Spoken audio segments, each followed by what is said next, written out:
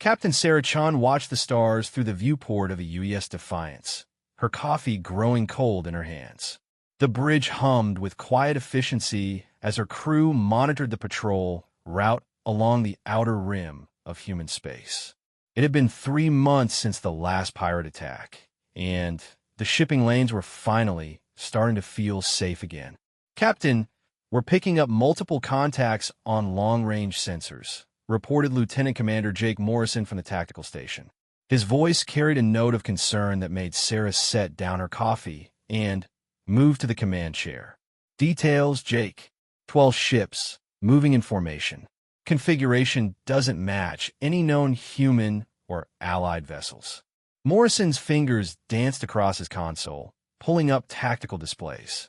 They're heading straight for the Kepler colony shipping route. Sarah frowned.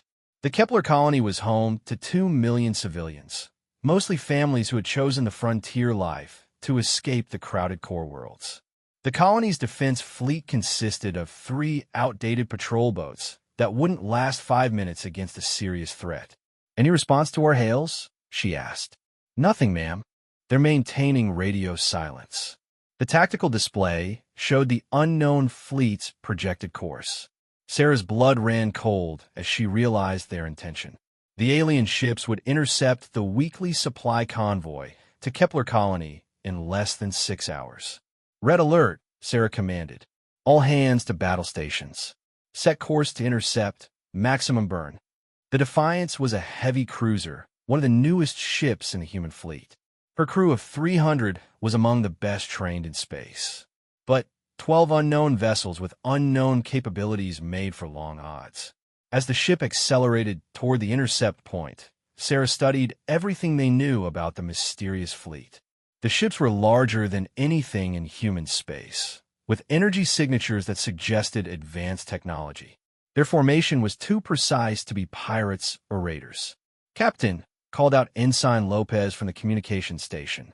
I'm picking up a transmission from the lead alien vessel. It's on a broad spectrum, directed at us. Put it through. The main screen flickered, then displayed a tall, angular being with silver skin and black eyes that seemed to absorb light. When it spoke, the universal translator converted its words into crisp, emotionless English. Human vessel, you will withdraw immediately. This system is now under the protection of the Zephyrian Collective. Your presence here violates our territorial claims. Sarah stood from her command chair. This is Captain Sarah Chun of the United Earthship Defiance. You are in human space, approaching a human colony. State your intentions. The alien's expression didn't change. Humans are a young species with limited understanding of galactic law. The Kepler system contains resources necessary for our expansion. The primitive settlement will be relocated to a more suitable location. Relocated? Sarah's voice hardened. 2 million people live on that planet. It's their home. The inconvenience is temporary. Compliance is not optional. The transmission ended abruptly. Sarah turned to her tactical officer. Jake, what are we looking at? Morrison had been running analysis on the alien ships during the conversation. Their vessels are roughly twice the size of our heavy cruisers. Energy output suggests they're packing serious firepower. But, Captain, there's something else. What? I'm detecting what looks like troop transports in their formation. This isn't just about claiming territory. They're planning to land forces on Kepler colony. Sarah felt anger building in her chest. In her 15 years in the Space Navy, she had seen humanity's expansion into the stars. Every colony represented years of hard work, sacrifice, and dreams. The people of Kepler colony had spent a decade turning a barren world into a thriving community. Options, she asked. Her first officer, Commander Maria Santos, spoke up. We could try to delay them while calling for reinforcements. The nearest battle group is 4 days away. 4 days is too long. They'll have completed their operation by then. Captain, Morrison said quietly, we're outgunned 12-1. Even if we had backup, this could go badly. Sarah looked around the bridge at her crew. These men and women had served with her for 3 years. They trusted her judgment, even when the odds looked impossible. But this wasn't just about military tactics. This was about drawing a line in the void and saying no further. The Zephyrians think they can just take what they want because we're young and supposedly primitive, Sarah said. They're about to learn that humans don't give up our homes without a fight. She turned to the communications officer. Lopez, patch me through to the Kepler Colony Defense Fleet and civilian government. They need to know what's coming. The colony's defense coordinator appeared on screen, a weathered man named Thomas Reed who had served in the Merchant Marine before settling on Kepler. His face went pale as Sarah explained the situation. We could try to evacuate the orbital stations, Reed said, but 2 million people? There's nowhere near enough transport capacity. Don't evacuate, Sarah told him. Prepare your defenses and get everyone into the underground shelters. We're going to stop these aliens before they reach your planet. Reed stared at her. Captain, with respect, how do you plan to stop 12 alien warships with one cruiser? Sarah smiled, but there was no humor in it. We're going to show them why you don't threaten human families. The next few hours passed in intense preparation. Sarah's crew worked with the efficiency that came from years of training and absolute trust in their captain. The Defiance's weapons were charged and ready, her shields reinforced, and her nuclear missiles armed with the most powerful warheads in their arsenal. As they approached the intercept point, Sarah studied the tactical display one more time.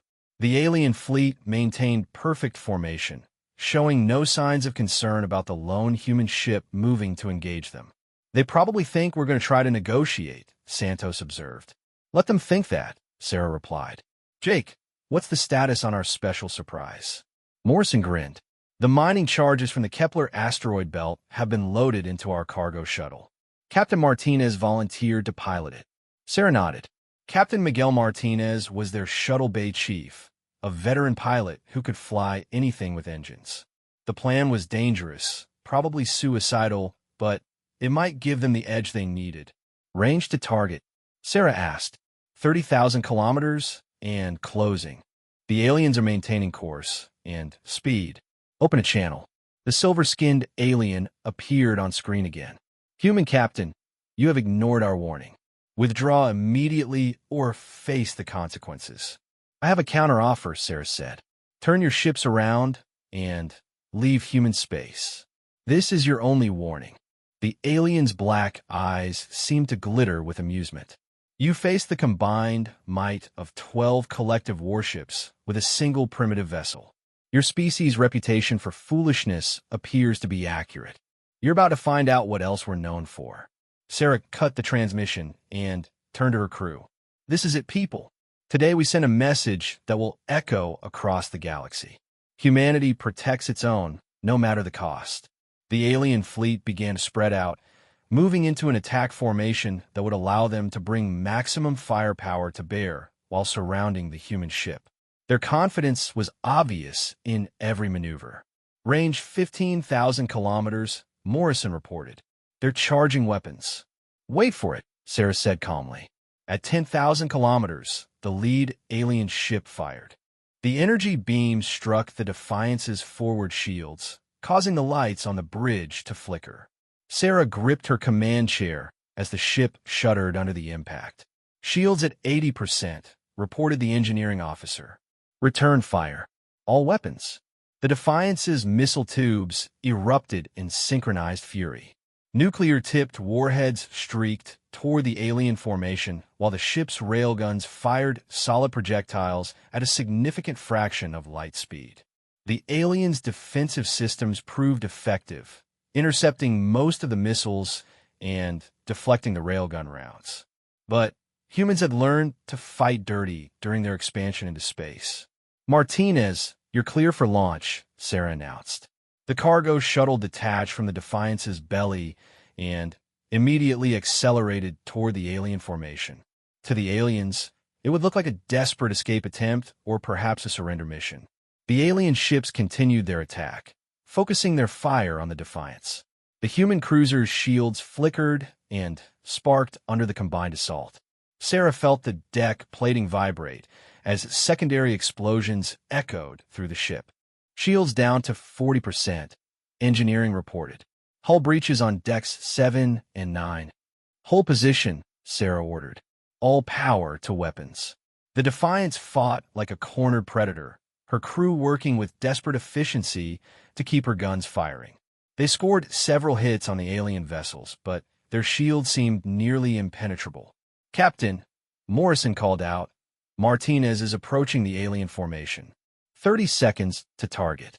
Sarah watched the tactical display as the tiny shuttle weaved between energy beams and missile fire. Martinez was flying the mission of his life, using every trick he had learned